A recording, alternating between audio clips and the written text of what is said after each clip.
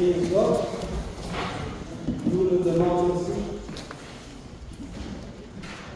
C'est une devinette que je vous fais.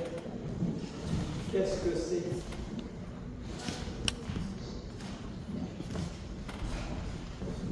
Est-ce que vous m'entendez? Si vous m'entendez bien, je voudrais que vous réagissiez si nécessaire. Quand je dis que nous allons parler d'un sujet à la fois facile et difficile, il s'agit d'un sujet qui vous est familier. Quand nous prions, ou quand vous priez, au moins une fois par jour, vous le demandez au Seigneur. Et de temps en temps, vous le demandez aux autres, ou les autres vous le demandent. Pouvez-vous imaginer de quoi il s'agit? Pardon. J'entends quelque chose. Le pardon. C'est le pardon, oui, justement. Et peut-être que vous avez déjà vu aussi que j'ai dit le pardon. Oui. J'ai intitulé notre méditation d'aujourd'hui le pardon. Il n'y a pas une journée où je demande. Il n'y a pas une journée où je ne demande pas pardon au Seigneur, parce que je fais toujours des bêtises. Et avant de continuer, demandons-lui encore une fois de nous pardonner. Prions. Seigneur notre Dieu, alors que nous allons méditer à ta parole, nous voulons que tu sois présent parmi nous. Enlève tout voile qui nous sépare de toi, Seigneur. Pardonne nos péchés. Purifie-nous de toutes nos souillures et ouvre nos cœurs pour entendre ta voix. Parle, Seigneur, tes serviteurs écoutent. Au nom de Jésus. Amen.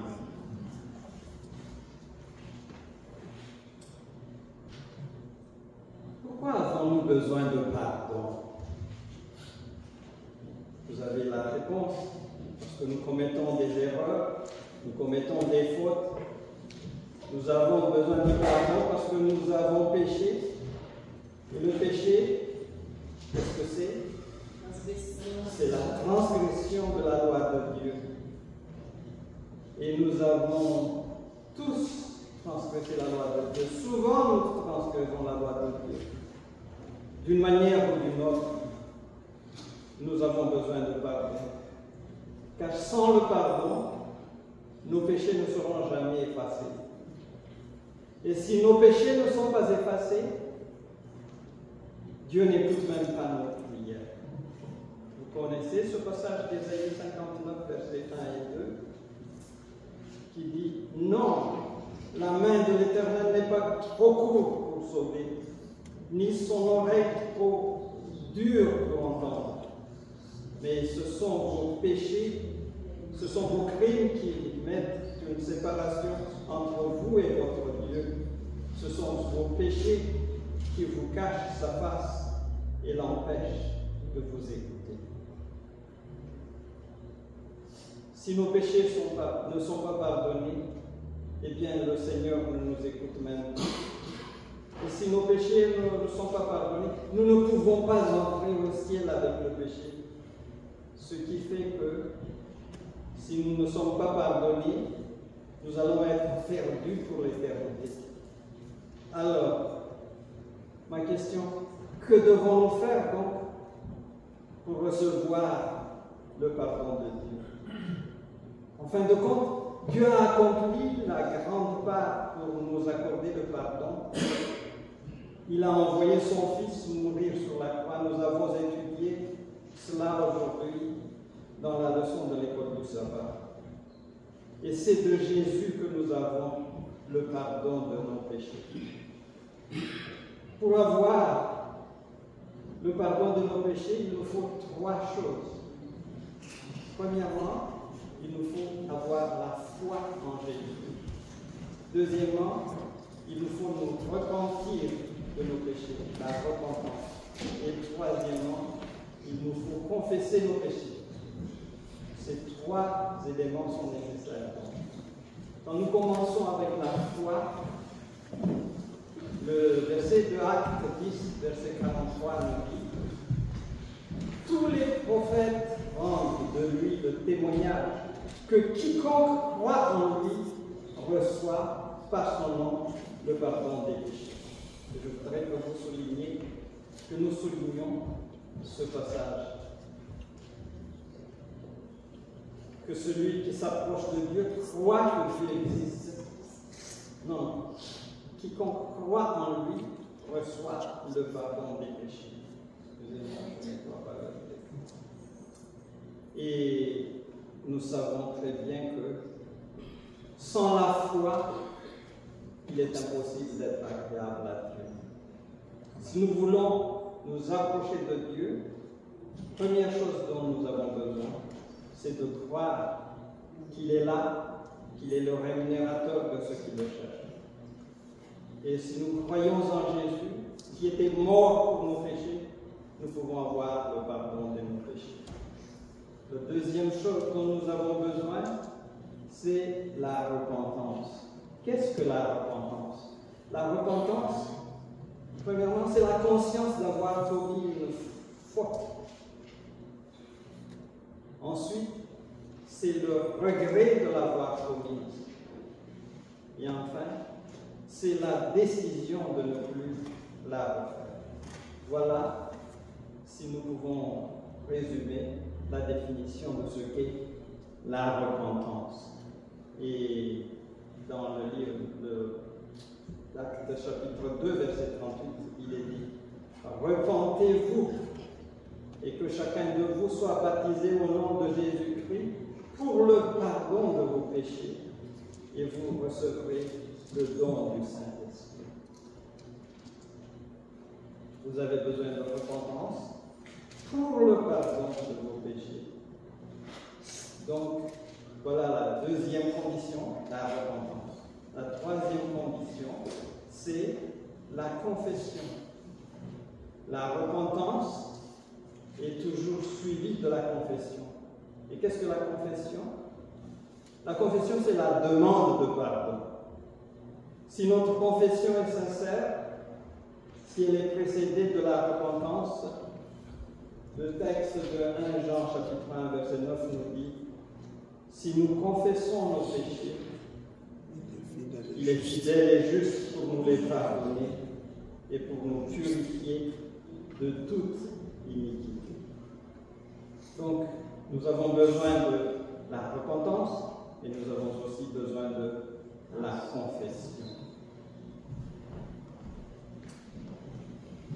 La repentance sans confession ne marche pas. Pourquoi? Parce que la personne à qui nous voulons demander pardon ne peut pas savoir si nous n'exprimons pas notre demande de pardon. De même, la confession sans repentance ne marche pas non plus. Ça peut marcher avec les hommes parce qu'ils ne savent pas ce qu'il y a dans notre cœur. Ils se confient à ce que nous disons quand nous disons « excuse-moi ». J'imagine quelqu'un qui frappe ou qui a fait du mal à quelqu'un et qui lui a fait très mal. Puis dans son cœur, il dit « ah, c'est bien pour toi ». Mais à cause de la sociabilité, à cause de la manière, du fait qu'il faut avoir une bonne relation, il dit « excuse-moi ». Puis l'autre, quand il entend « excuse-moi », il te pardonne. Mais il ne sait pas ce qu'il y a dans ton cœur. Tandis que devant Dieu, la confession sans repentance ne peut pas marcher parce que Dieu sait ce qu'il y a dans nos cœurs. Devant Dieu, nous ne pouvons pas agir en hypocrite. Je peux m'arrêter ici. Nous voulons avoir le pardon de nos péchés. Nous nous repentons, nous confessons nos péchés, nous demandons pardon et Dieu nous pardonne. Et lorsque Dieu nous pardonne, il nous considère comme si nous n'avions jamais péché. N'est-ce pas merveilleux? Je dis, je peux m'arrêter là, mais il faut tout de même aller un peu plus loin. Puis la question que je pose, avec quel état d'esprit dois-je demander pardon à Dieu? Quand Jésus a enseigné à ses disciples à prier, dans ce passage que nous venons de lire, dans Matthieu chapitre 6, les versets 9 à 13, il leur disait, voici comment vous devez prier.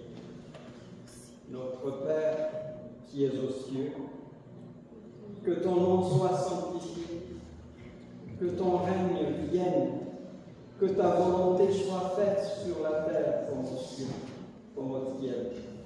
Donne-nous aujourd'hui notre pain quotidien. Pardonne-nous nos offenses, comme nous aussi nous pardonnons à ceux qui nous ont offensés. Ne nous induis pas en tentation, mais délivre-nous du malin.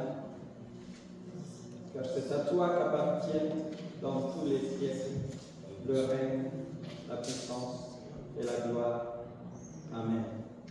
Vous connaissez par cœur cette prière. Et savez-vous que, à la fin de cette formule de prière modèle, peut-être les disciples qui ont entendu Jésus leur dire cela s'attendaient à ce que Jésus donne une explication. Notre Père qui es aux cieux. Pourquoi commencer la prière avec cette formule? Que ton nom soit sanctifié. Qu'est-ce que cela veut dire? Curieusement, tout de suite après avoir dit la prière, le seul commentaire que Jésus a fait est ceci, et nous le trouvons au verset 14 et 15. Si vous pardonnez aux hommes leurs offenses, votre Père céleste vous pardonnera aussi. Mais si vous ne pardonnez pas aux hommes, votre Père ne vous pardonnera pas non plus vos offenses. Et là, le Seigneur est sérieux. Si nous ne pardonnons pas aux autres, Dieu ne nous pardonnera pas non plus. En d'autres termes, avez-vous besoin de pardon? Pardonnez. C'est à la mesure de notre pardon, c'est à la mesure du pardon que nous accordons aux autres, à nos prochains, que Dieu nous pardonne. Est-ce qu'il nous arrive de ne pas pardonner ceux qui nous offensent? Dans la Bible, nous avons dans la Bible plusieurs exemples, et je prends par exemple l'exemple de ce méchant serviteur dans Matthieu 18, les versets 24 à 35. Et nous disons, c'est pourquoi le royaume des cieux est semblable à un roi qui voulut faire rendre compte à ses serviteurs. Quand il se mit à compter, on lui en amena un qui devait 10 000 talents. Comme il n'avait pas de quoi payer,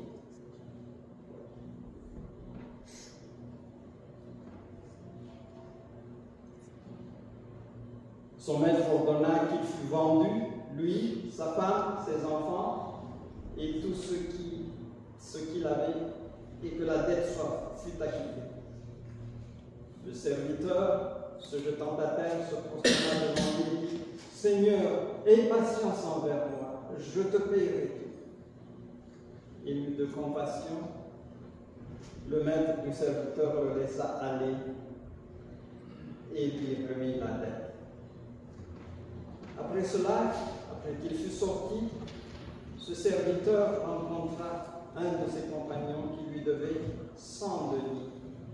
Il le saisit et l'étranglait en disant « Paye ce que tu me dois. » Son compagnon, se jetant à terre, le suppliait, disant « Aie patience envers moi et je te paierai. » Mais l'autre ne voulut pas. Et il alla le jeter en prison jusqu'à ce qu'il ait pu payer ce qu'il devait. Ses compagnons,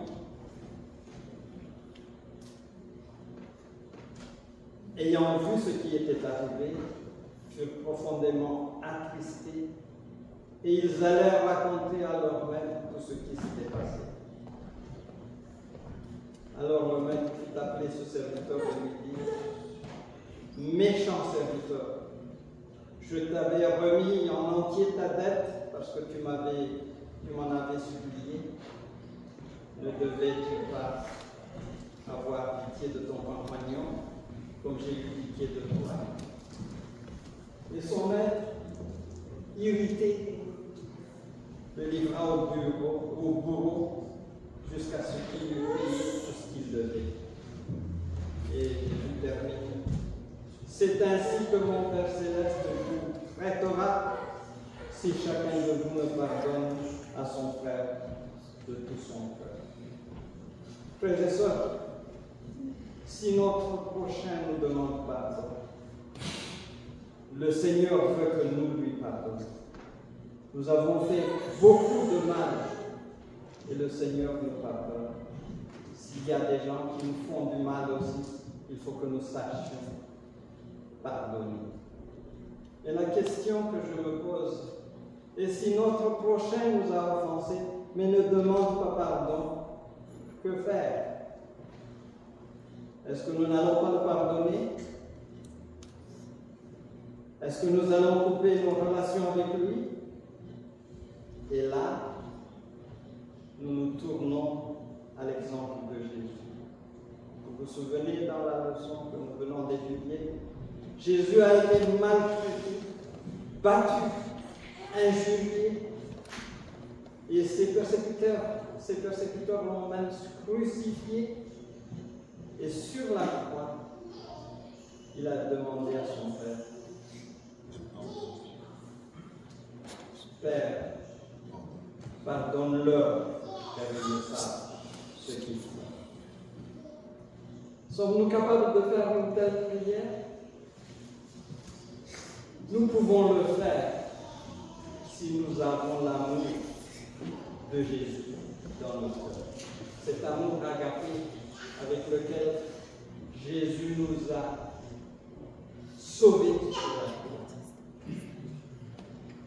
Et j'aimerais maintenant regarder l'autre côté de la médaille. Et ma question, et si c'est nous qui offensons nos prochains, qu'est-ce que nous allons faire? Ou si notre frère ou notre sœur a quelque chose contre nous, qu'est-ce que nous devons faire? Et là, Jésus donne la solution dans Matthieu, le chapitre 23, les versets 23 et 24. Il dit, si donc tu présentes ton offrande à l'autel et que là tu te souviennes que ton frère a quelque chose contre toi, laisse là ton offrande devant l'autel et va d'abord te réconcilier avec ton frère, puis viens présenter ton offrande. De nos jours, il n'y a plus de présentation d'offrande à l'autel comme dans l'Ancien Testament. Aujourd'hui, l'offrande que nous présentons, c'est l'argent que nous mettons dans la cuisine, c'est l'offrande de notre corps, c'est l'offrande de notre cœur, dans nos prières, dans notre adoration à l'Église. Et dans ce passage, Dieu nous dit, si tu veux t'approcher de moi, et que tu te souviens que ton frère ou ta sœur a quelque chose contre toi, va d'abord te réconcilier avec ton frère ou ta sœur, puis après, tu viens à moi. Nous faisons ici face à quelque chose de très difficile. Suis-je prêt à approcher mon frère ou ma sœur et lui dire « Pardonne-moi ». Pour certains, c'est humiliant. Et puis ils pensent, et s'il ne me pardonne pas, c'est possible. Mais de notre côté, nous avons le devoir de faire tout pour que la réconciliation ait lieu. L'apôtre Paul nous dit dans ce passage de Romains 12, verset 18, « S'il est possible, autant que cela dépendait de vous, soyez en paix avec tous les autres. » S'il est possible, autant que cela dépend de vous, de votre côté donc, cherchez toujours la paix envers tout le monde. Puis ma question est, pourquoi est-il difficile de pardonner ou de demander pardon. Je vous raconte une petite histoire. Il y a quelques années, j'étais encore en service, on m'a demandé de faire la médiation entre deux groupes qui avaient des conflits dans l'Église et qui les amenaient à se dire du mal, se haïr, s'éviter. Puis, j'étais allé voir le responsable de l'un des groupes et je lui ai dit, mon frère, en tant que chrétien, il nous faut savoir pardonner et nous réconcilier. Il faut savoir nous pardonner. Êtes-vous prêts pour une rencontre de réconciliation? La réponse était, attendez, pasteur, pas tout de suite. Et j'ai dit, mais c'est pourquoi? Il a dit, parce que les blessures sont trop profondes. J'étais allé à l'autre responsable du groupe, au responsable de l'autre groupe, je veux dire. Puis je lui posais la même question. Il a dit, pasteur, donnez-nous du temps. Nous voulons nous tourner à d'autres choses que de résoudre ce problème. Laissez-nous tranquilles. Ça m'a fait tellement mal. Mais je ne pouvais pas les obliger. 6 mois sont passés et les blessures n'étaient pas encore guéries. Mais pourquoi est-il difficile alors de pardonner ou de demander pardon? Il y a quelques raisons. Parce que les blessures sont trop profondes, comme a dit l'autre personne.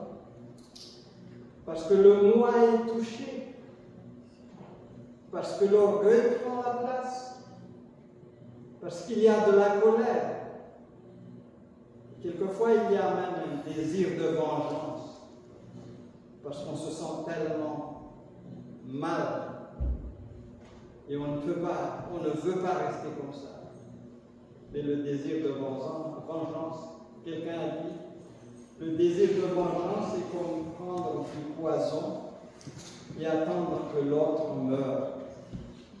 Je suis tellement fâché. Et qu'est-ce que je fais? Je désire me venger, mais je ne peux pas le faire, puis ça ruine mon cœur et ça me fait mal. Je voulais que l'autre meure, mais c'est moi qui vais subir les conséquences. C'est moi qui meurs. Je voudrais réfléchir avec vous. Il y a des gens qui gardent dans leur cœur des expériences négatives pendant des jours. Il y a des gens qui gardent des expériences négatives pendant des mois ou des années même, qu'ils soient victimes ou coupables. Quelquefois, ils prennent des mauvaises décisions qui laissent dans leur mémoire et dans leur cœur une lourde charge émotionnelle. Savez-vous, les émotions négatives, réprimées comme la colère, la haine, affectent le système immunitaire et peuvent susciter diverses conséquences sur notre corps et notre santé, entre autres l'insomnie, l'hypertension, l'ulcère d'estomac et même le cancer. Je ne dis pas que ceux qui ont ces problèmes ont donc des problèmes de pardon ou de problèmes émotionnels particuliers. Mais le fait de garder dans le cœur des expériences négatives peut apporter de tels problèmes. Alors, qu'est-ce que nous devons faire pour éviter de tels problèmes? Je crois que nous devons nous tourner vers Jésus et suivre l'exemple qu'il nous a donné. Frères et sœurs, si nous pardonnons aux autres leurs péchés, ou plutôt, si nous ne pardonnons pas aux autres leurs péchés, nous gâchons notre relation avec nos prochains. Et nous gâchons aussi notre relation avec Dieu. Est-ce qu'il y a un exemple qui peut nous aider? Je prends l'exemple de Joseph. Cet exemple m'a beaucoup inspiré. Vous savez l'histoire. À cause du favoritisme de son père, à cause de ses rêves qu'il a partagés avec ses frères haïssaient Joseph. Ils ont voulu le tuer, mais à la fin, ils ont décidé de le vendre pour 20 cycles d'argent aux Ismaélites qui passaient et qui l'emmenèrent en Égypte. Après des années de séparation, nous savons quel problème, quelle joie aussi Joseph a passé. Il était en prison, il avait des problèmes avec ses patrons, mais à la fin, Dieu l'a sauvé. Et il était devenu gouverneur en Égypte. Et après des années de séparation avec ses frères, la famine survint. Les frères de Joseph devaient aller jusqu'en Égypte pour chercher à manger. Et ils se sont rencontrés. Joseph faisait semblant de ne les pas connaître au début. Mais à la fin, Joseph voulait leur faire comprendre que ses frères ont mal agi. Et malgré cela, il les aimait et il leur pardonne leurs péchés. Et le texte de Genèse, chapitre 45, verset 3 à 8, j'aimerais que nous le lisions. Joseph dit à ses frères, je suis Joseph, mon père, dit-il encore. Et ses frères ne purent lui répondre, car ils étaient troublés en sa présence. Joseph dit à ses frères, approchez-vous de moi. Et ils s'approchèrent. Et il dit, je suis Joseph, votre frère, que vous avez vendu pour être mené en Égypte. Maintenant, ne vous affligez pas et ne soyez pas fâchés de m'avoir vendu pour être conduit ici, car c'est pour sauver la vie, pour vous sauver la vie, que Dieu m'a envoyé devant vous. Voilà 2 ans que la famine est dans le pays. Et pendant 5 années encore, il n'y aura ni labour, ni moisson. Dieu m'a envoyé devant vous pour vous faire subsister dans le pays et pour vous faire vivre par une grande délivrance. Puis il termine. Ce n'est donc pas vous qui m'avez envoyé ici, mais c'est Dieu. Il m'a établi père de Pharaon, maître de toute sa maison et gouverneur de tout le pays d'Égypte. Joseph avait le droit, la possibilité de les enfermer. Joseph avait le droit, la possibilité de se venger de ce que ses frères ont fait de lui.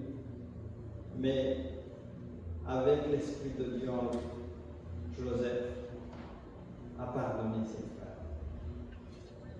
De nos jours, est-ce qu'il y a encore des gens qui ont cette mentalité de Joseph? Voici un témoignage rapporté par le pasteur Mark Finlay lors de son voyage au Rwanda. Est-ce qu'il y a quelqu'un qui vient de Rwanda avec nous aujourd'hui? Est-ce que je peux voir la main? Si jamais il y a quelqu'un qui vient de Rwanda avec nous? Il n'y a personne? Vous vous souvenez, dans les années 90, l'un des plus horribles événements de l'histoire du monde s'est passé. Le génocide au Rwanda. Et dans ce génocide, 1 million de personnes avaient été tuées en moins de 9 mois. Et quand le génocide commençait, je parle de l'Église adventiste, il y avait 380 000 adventistes au Rwanda, et à la fin du génocide, 100 000 adventistes étaient décédés. Et lors de l'un de ses voyages au Rwanda, le pasteur Mark Finlay a raconté sa rencontre avec une sœur du nom d'Adèle Setfou. Adèle Selfou était là, à côté de son mari, quand un jeune homme frappé à la tête, entrait de force à la maison et frappait à la tête de son époux avec la machette. Elle a cassé la tête de ce monsieur. Et Adèle, elle a aussi reçu des coups de machette à la tête, à l'épaule, au poignet. Son mari était décédé sur le coup. Mais j'ai été laissée là, inconsciente avec les morts. 3 jours après, quand les gens venaient, ils sentaient qu'il y avait encore de la vie en moi. Et ils m'ont secouru et m'ont amené à l'hôpital. Et je faisais le va-et-vient à l'hôpital et à la maison pendant 3 ans. Plus tard, les forces étrangères venant du Congo ont libéré le pays. Ils ont construit par la suite 18 prisons pour en incarcérer 180 000 criminels.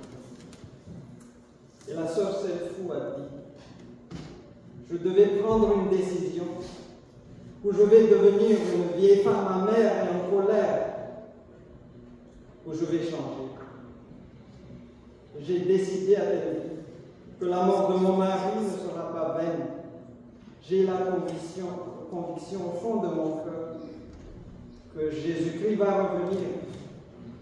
Et je sais que si mon mari était là, il aurait voulu que je prêche à ces assassins et pour ces assassins. Puis elle continue son histoire. Elle dit, il y avait une prison proche de ma maison et je suis devenue la mère des prisonniers de cette prison. J'apportais des couvertures pour les nuits froides. J'apportais de la nourriture pour les prisonniers. Et j'ai même commencé à faire des études bibliques avec eux. Puis un jour, a-t-elle dit, le pasteur Marc Foulet, un des prisonniers s'était jeté à mes pieds pour les embrasser. C'était lui qui avait coupé en 2 la tête de mon mari avec sa machette. C'était lui qui m'avait donné des coups de machette sur la tête, qui m'a causé ces cicatrices et cette souffrance. Je lui ai dit que j'aurais bien voulu effacer son visage de ma mémoire. Et ce jeune homme lui demandait si je pouvais le pardonner. Puis elle a dit, je l'ai relevé, je l'ai pris dans mes bras et je lui disais, je te pardonne. Puis elle continue son histoire. Elle a dit, pasteur, j'ai étudié la Bible avec lui pendant 6 mois. Il s'était converti en prison. Et le jour de son baptême, il a confessé ses péchés devant tous les prisonniers. Il était baptisé. Quelques années plus tard, il a été amnistié. Il était sorti de prison. Mais voilà, son père, sa mère étaient tous décédés. Il n'avait pas d'endroit pour vivre. Puis, Adèle Selfou l'a adopté comme son fils. Elle a fait venir Marc Finlay, le pasteur Marc Finlay, dans la pièce où se trouvait le jeune homme. Et le pasteur Marc Finlay a dit, à la porte, je pensais aller voir paraître un meurtrier, et que voyais-je? Un doux sourire sur son visage, une étincelle dans ses yeux. Madame Selfou s'approcha de lui, mit son bras autour de lui et dit au pasteur, je vous présente mon fils adoptif. Puis elle a ajouté, un jour, quand Jésus reviendra, toute souffrance disparaîtra. Un jour, quand Jésus reviendra, toutes les peines de cœur seront finies. Tous les fardeaux seront allégés. Un jour, quand Jésus reviendra, tout le passé sera oublié. Frères et sœurs, Cette histoire m'a touché beaucoup de cœur. Et en ce moment, je vous pose aussi la question. Y a-t-il quelque chose dans votre cœur que vous devez résoudre? Y a-t-il quelqu'un que vous devez pardonner? Ou y a-t-il quelqu'un à qui vous devez demander pardon? Si Dieu a pu transformer Adèle Selfou, Dieu peut aussi faire un miracle dans notre vie. Adèle Selfou n'était pas la seule personne à qui Dieu a fait un miracle. Il y en a tant d'autres. Je pense en particulier à cet homme, vous le connaissez. C'est qui? C'est qui? Nelson Mandela. Après avoir passé 27 ans en prison à cause de sa lutte contre la ségrégation raciale en Afrique du Sud, Nelson Mandela avait déclaré: je ne peux pas suivre, mais je peux pardonner. J'aimerais que nous ayons aussi cette mentalité de ce grand. Il y avait une autre personne, Jorge Bergoglio. Vous connaissez cette personne? C'est le pape François. Vous le connaissez, non? Et il a dit quelque chose. Le premier à demander pardon est le plus courageux. Le premier à pardonner est le plus fort. Et le premier à oublier est le plus heureux. Il y a quelque chose de très vrai dans ce que dit ce pape. Si nous pardonnons, cela demande du courage. Mais si nous demandons, si nous pardonnons et si nous demandons pardon, nous allons être heureux. Aujourd'hui, je vous invite à prendre la décision d'être plus courageux, d'être plus fort, pour que nous devenions heureux. Mais permettez-moi encore de soulever un autre problème. Dieu nous pardonne. Les gens peuvent aussi nous pardonner. Mais le problème, il se peut que nous ayons de la peine à nous pardonner. Quand la pensée du mal qu'on a commis pèse sur le cœur, même se pardonner soi-même peut parfois être l'une des choses difficiles à accomplir, même après avoir reçu le pardon de Dieu et le pardon des autres. Parce que, en plus du sentiment de culpabilité, cela apporte aussi la honte, cela peut amener une baisse de l'estime de soi, et à la longue, cela peut engendrer de l'anxiété qui peut aboutir jusqu'à la dépression. Frères et sœurs, même si nous ne pouvons pas remédier au mal que nous avons commis, en acceptant le pardon que nous avons reçu de Dieu et des hommes, nous pouvons faire un nouveau départ. Le pardon est un acte de libération. Il ne s'agit pas d'oublier ce qui s'est passé, mais de se décider de ne pas être prisonnier du passé. Il est important de se donner le droit d'aller de l'avant et de commencer à nouveau avec l'aide du Seigneur. Yen Chi, un étudiant en art de l'université de Emory en Californie, a réalisé un petit court-métrage dans lequel il a montré ce que la majorité des personnes feraient s'il leur restait que 5 minutes à vivre. Le court-métrage a montré clairement que demander pardon ou pardonner constitue ce que la majorité des gens feraient s'ils savaient qu'ils n'avaient que 5 minutes à vivre. Ils tentent désespérément de réparer tout ce qu'ils ont fait de mal pour pouvoir mourir en paix. Frères et sœurs, Jésus va revenir bientôt. Quand est-ce qu'il va revenir? Nous ne savons pas. Il peut revenir dans 1 an, ou dans 100 ans, ou dans 1000 ans, mais il peut aussi revenir aujourd'hui.